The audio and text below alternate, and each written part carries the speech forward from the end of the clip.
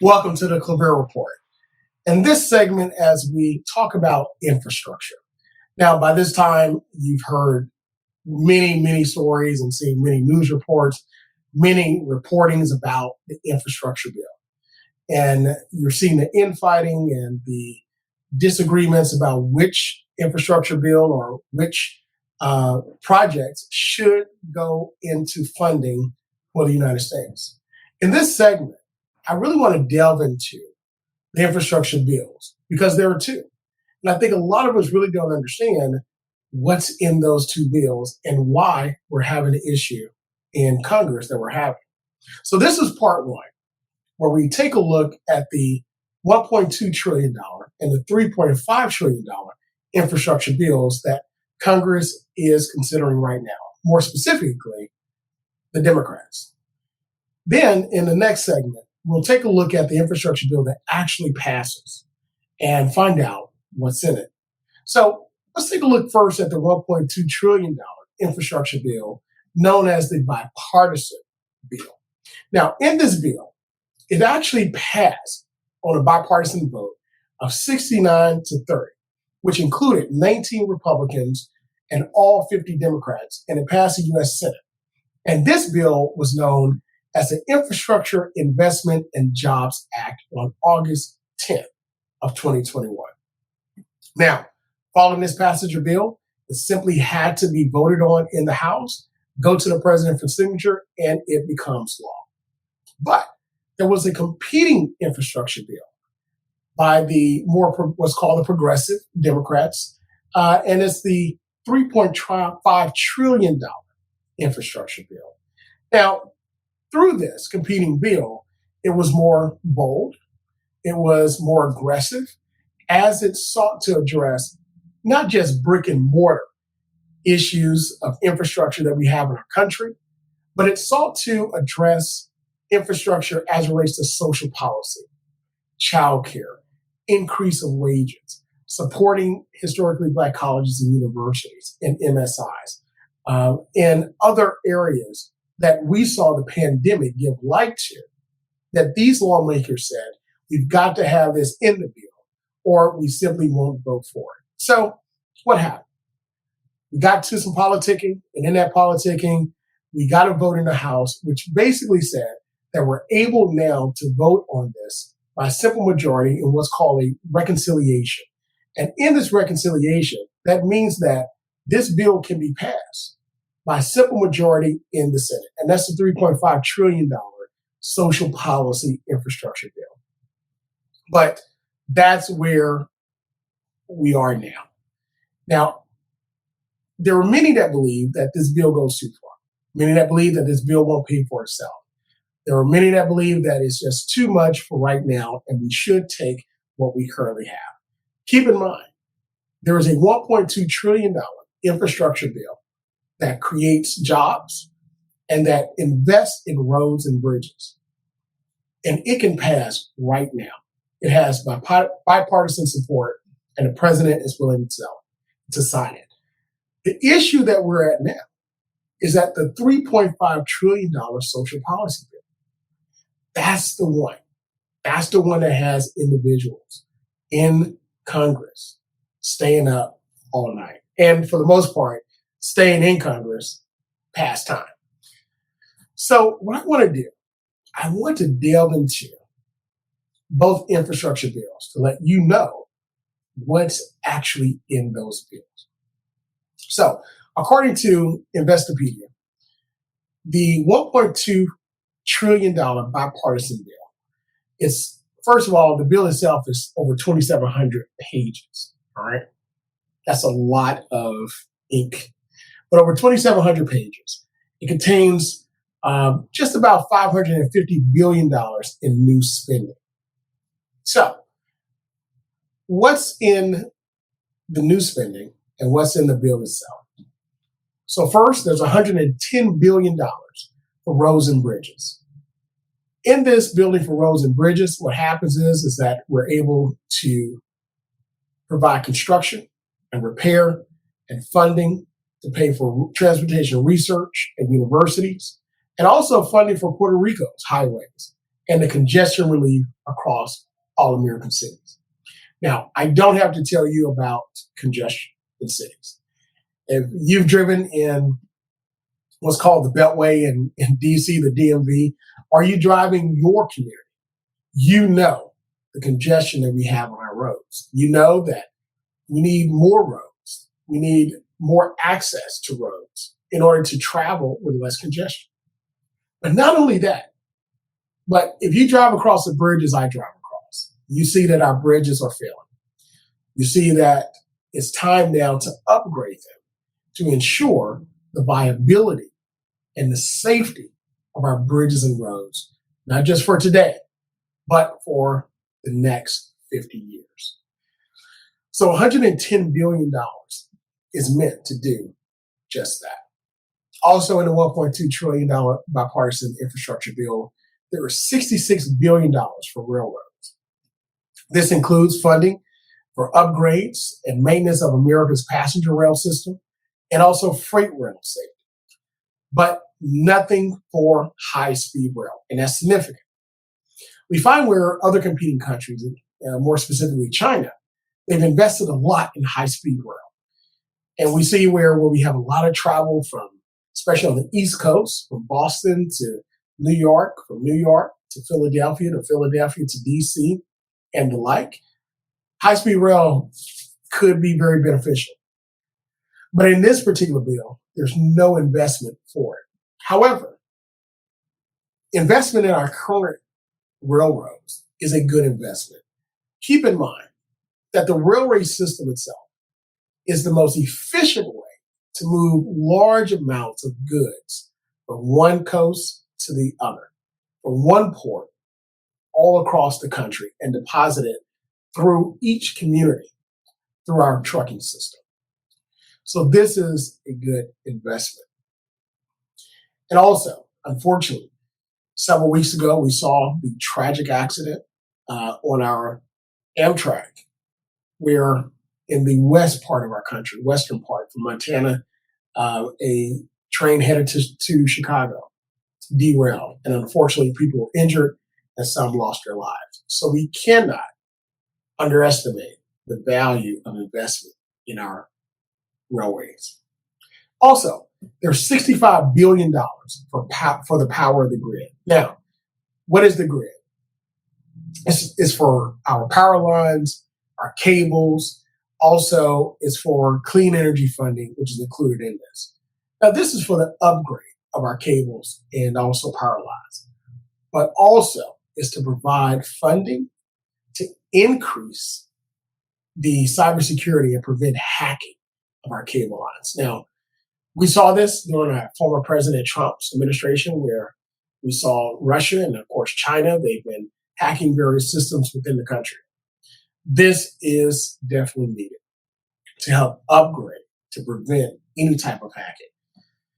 You'll be surprised at how much of our infrastructure depends upon our grid and how vulnerable the grid is. Definitely money well spent. Again, another $65 billion for broadband. This broadband investment includes funding to not just expand it in rural areas and low-income communities, but also to help reduce the internet bill for low-income citizens. Now, we saw what happened during the pandemic. Everybody was going to Zoom University or Zoom K-12 school. But we saw that those that had success were those that were able to upgrade their system, or those individuals that already had high-speed internet available in their communities. We know that every community does not have that. And is this investment to provide this upgrade and access to the very important internet services that we all so desperately rely upon is, again, a good investment. $55 billion for water infrastructure. Now, this funding includes $15 billion for lead pipe replacement, $10 billion for chemical cleanup, and money also to provide clean drinking water to our tribal communities.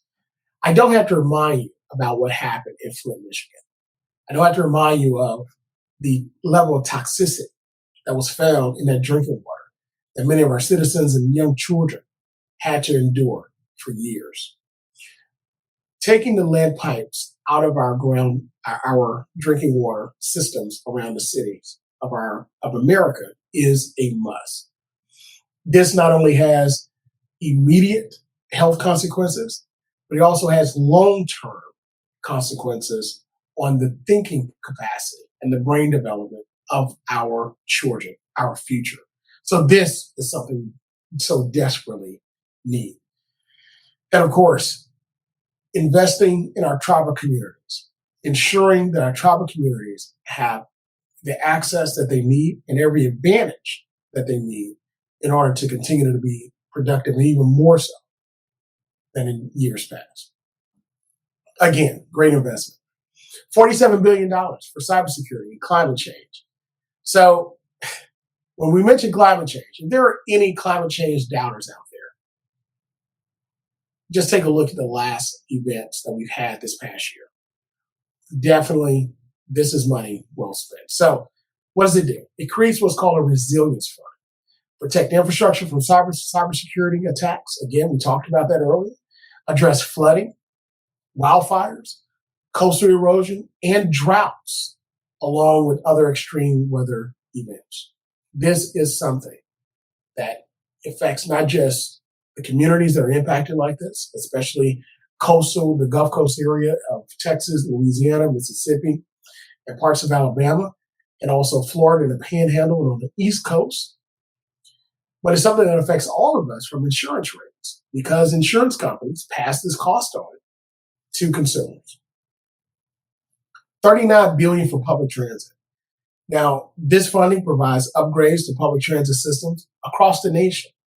It also allocates money to create new bus routes, help public transit become more accessible for seniors and disabled Americans. Now, if you live in a major city, you understand how important public transit is. If you're living in a major city, you also understand that without public transit, that it's almost impossible to get around. Owning a car in some cities is actually a negative. So this investment in our public transit is definitely a needed investment. $25 billion for airports. This provides funding for major upgrades and expansion of our U.S. airports. Air traffic control towers and systems will also receive $5 billion for total upgrades. Now, I find this as not just a good investment, but also an investment in safety. If you fly, as much as the average citizen, you understand the safety that's needed for our airports. So $25 billion well spent.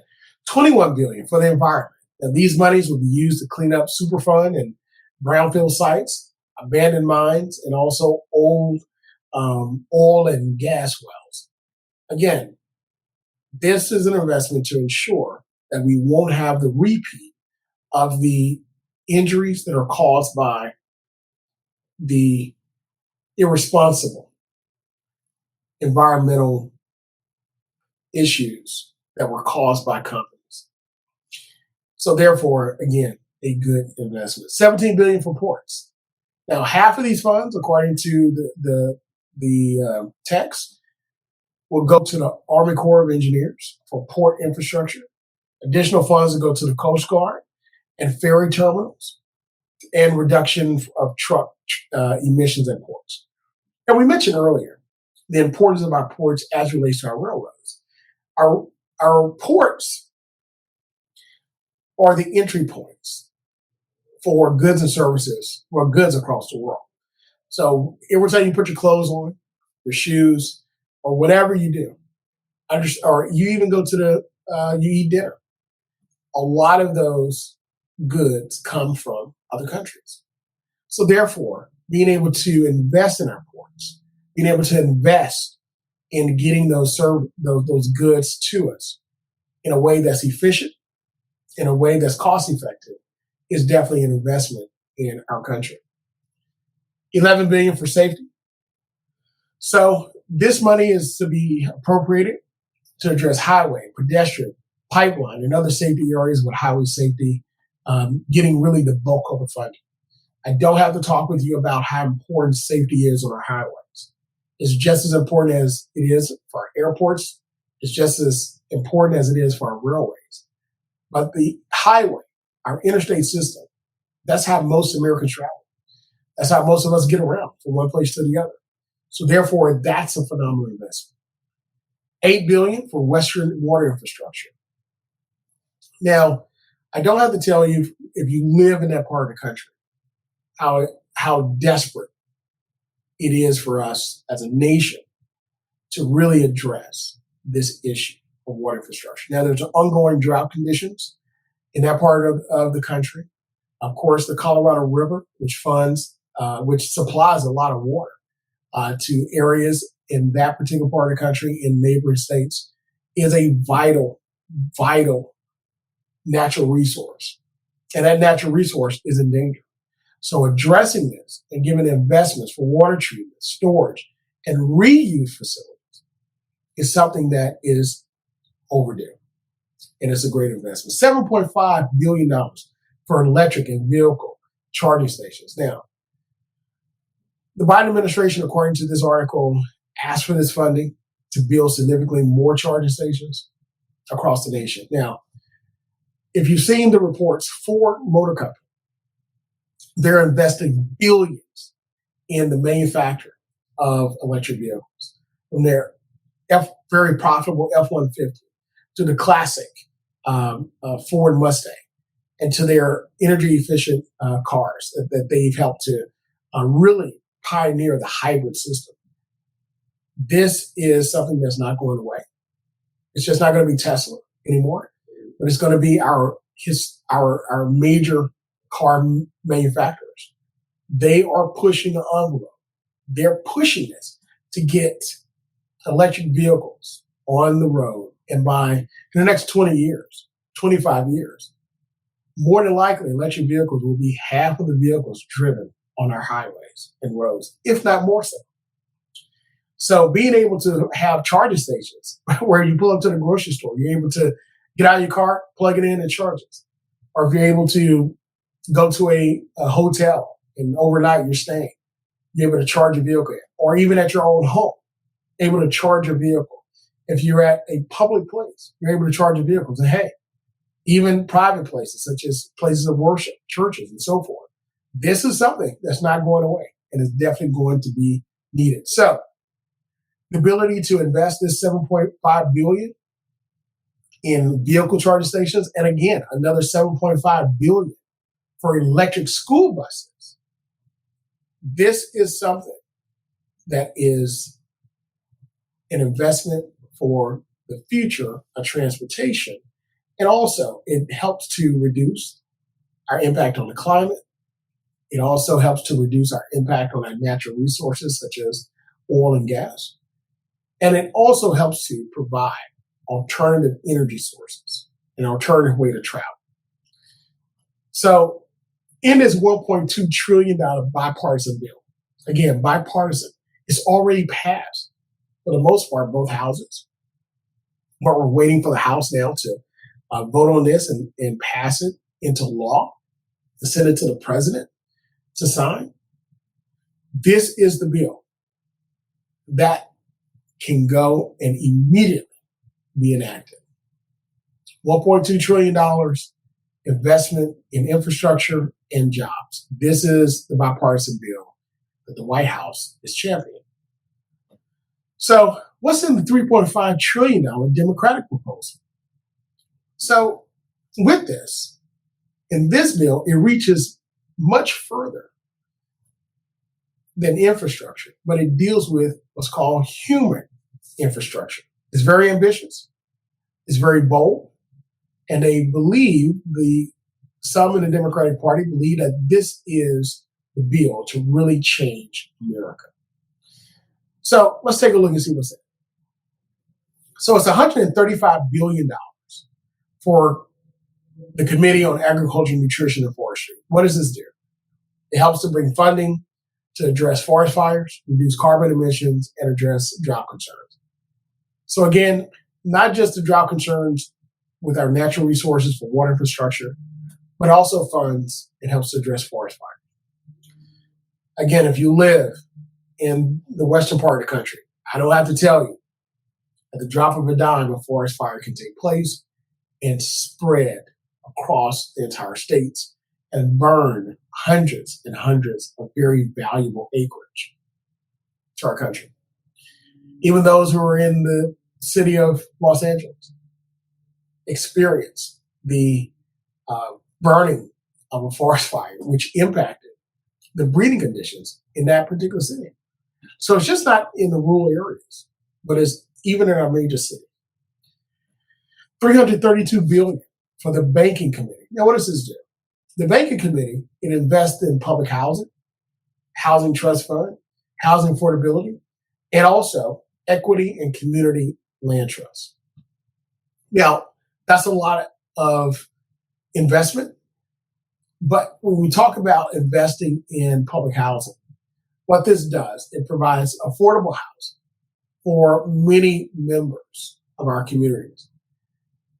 Housing prices have skyrocketed. Housing values have skyrocketed. It's really a buyer's market. I mean, and it's a seller's market at the same time, because again, sellers can now get competing offers and take more money for their property, but at the same time, they have to take that money and purchase another property or build one. So all of this is a cycle which outprices most people. And I've seen where there have been stories where individuals have saved, and normally they would be able to buy a home. But because of these competing prices and the lack of inventory and the skyrocketing prices in cities and communities that are not going down anytime soon, it leaves a lot of people out. So affordable housing, this is to address that. $198 billion for Energy and Natural Resources Committee to help develop clean energy. $67 billion for the Environment and Public Works Committee. Now, these money would fund low-income solar and other climate-friendly technologies. Not only with electric charging vehicles, but solar power. And also here on the East Coast, in what's called the Middies in the Virginia, North Carolina area, we have what's called wind energy. So we're looking at renewable energies, really taking a front seat and being given a spotlight on the new energy opportunities for our country. So instead of relying on non-renewable energies, such as our natural gas, our oil, coal, and really that energy being utilized and having irreversible in many ways damage to our environment, solar, wind, and electric energy is taking a front seat. So being able to create opportunities for families, for small businesses, and even large office buildings to take advantage of this solar power is what this bill wants to address. And it's going to be key for ensuring individuals have reliable and affordable energy sources in the future. $1.8 trillion for the Finance Committee. So let's take a look at this $1.8 trillion because this is where we get into the big numbers. This is what's really shifting this bill into major focus from that 1.2 trillion, now taking it out of that and putting it into the 2+ trillion. This is for the Finance Committee. Now, this part of the bill, what does it do? According to Investopedia, this part of the bill is for investment in working families, the elderly, the environment, tax cut for Americans making less than $400,000 a year. A lot of us are happy about that. Lowering the price of prescription drugs, ensuring the wealthy and the large corporations pay their fair share of taxes. Now, let's break this down. And this is $1.8 trillion. When we talk about investments for working families, elderly, and environment, we're talking about addressing social policy. So when you hear, or if you've heard the Democratic policies and social policy, this is what they're talking about. This social policy piece, this $1.8 trillion, providing services to these demographics. Now, part of this is ensuring that Americans making $400,000 less than are able to basically have a fairer tax rate. Why is this important? Because those who are making that 2% of Americans that are making more than this, These individuals are not paying, as the records show, their fair share. As a matter of fact, we've seen reports where large companies such as Amazon and others are not paying their fair share. As a matter of fact, some companies do not pay any income tax. Now, I know we enjoy the services. I know that they provide jobs and opportunities for working families. But at the same time, not being able to pay any income tax, that's something that we would all like to enjoy, but we all have to ensure that we're paying our fair share. And just as a note of constitutional law, income tax was never a part of the original Constitution. Actually, income tax was actually based upon corporations paying. But the law changed to include income tax on private citizens. So from the time of the Constitution to now, the shift for income tax payment, or the burden, has been placed more so on the common person, the working man, as opposed to corporations. But it was meant for corporations to pay income tax and not working citizens. But now the law supports both paying income tax. So why not all of them pay their fair share? That's another Claville report. We'll talk about that later, but I just wanted to give you that quick constitutional law note. Lowering prescription drugs. And with lowering prescription drugs, we're talking about being able to afford the very needed medicine that all of us will need at some point of our lives if we're not on it, to be able to live healthy lives or be able to function normally. $726 billion for the Health, Labor, Education, and Pensions Committee. Now, this addresses the other social policy part. Pre-K for 3-4-year-olds, child care for working families, tuition-free community college, funding for HBCUs, historically Black college universities, and expansion of Pell Grant for higher education. This is an investment that I think is a great part of the investment for not just these groups, but for America as a whole. Studies have shown that when a child starts pre-K 4 and they get into kindergarten, it helps to increase their learning trajectory tremendously. When they start pre-K 3, that capacity to learn increases exponentially. So being able to fund pre-K 3 and pre-K 4 programs, I think, is essential, not just for children, but for America's future as a whole. And not only that, but providing community college, tuition free. This could help to provide what we call job ready certifications, job ready degrees, associate degrees, so that individuals can take advantage of immediate job opportunities when we have labor shortages right now. This is something I believe that they can take advantage of as a country to fill those jobs. By doing so, we keep those jobs here in the country. By doing so, we increase our tax base. By doing so, we increase the upper mobility of families that normally would not have this. By doing so, we increase the living standard of our communities. By doing so, we build back a better America. And of course, funding for HBCUs as a graduate of HBCU 2 times over, and also an employee of several HBCUs. The value that HBCUs have provided to our country and the Black community is immeasurable. Investing in our HBCUs has to be priority, whether in this infrastructure deal or the other. And Pell Grant, to be able to give the affordability mechanism to families that can't afford it, is also key. $37 billion provided for electricity for a federal vehicle fleet, rehab federal buildings, improves our cybersecurity infrastructure, reinforce border management, green materials procurement, and invest in resilience. $107 billion for the Judiciary Committee to establishing lawful permanent status for qualified immigrants. Now, this itself is controversial, even if it's not in this bill. But what it does, it provides an opportunity for this committee to help to establish processes in order for individuals who are lawful to become qualified immigrants. So speeding that process up where it was slowed down under other administrations.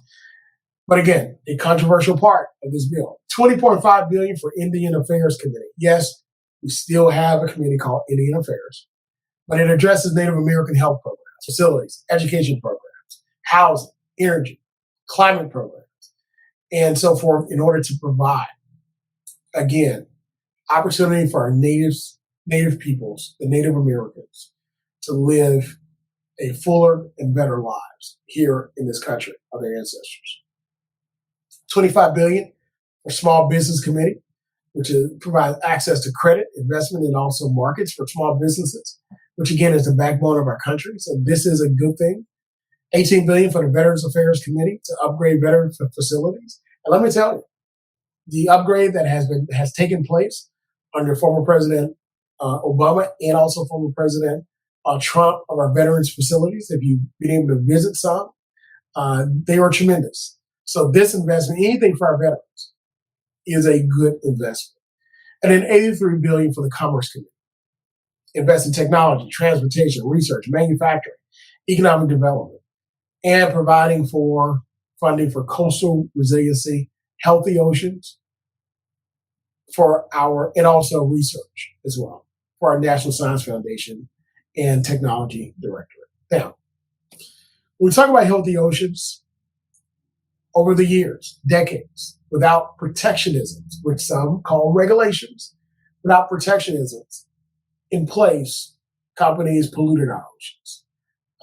We've overfished our oceans. We've polluted our oceans. We need to protect our oceans because what we give our oceans, it gives back to us. If we put healthy things in it or not put unhealthy things in it, it gives us back healthy life, healthy food, and a healthy environment.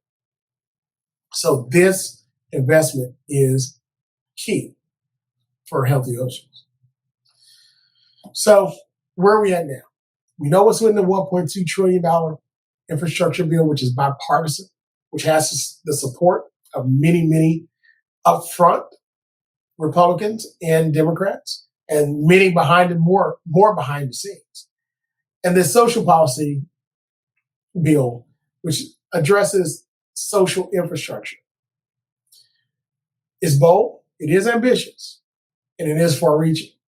But the question becomes, does it have a chance, not just at passing, but does it have a chance to really see the light of day without addressing the $1.2 trillion infrastructure bill?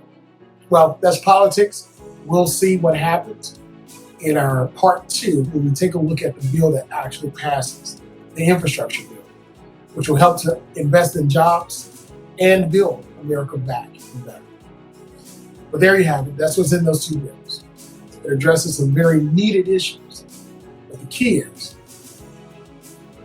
getting it out, getting it signed, and getting it to work for the American people.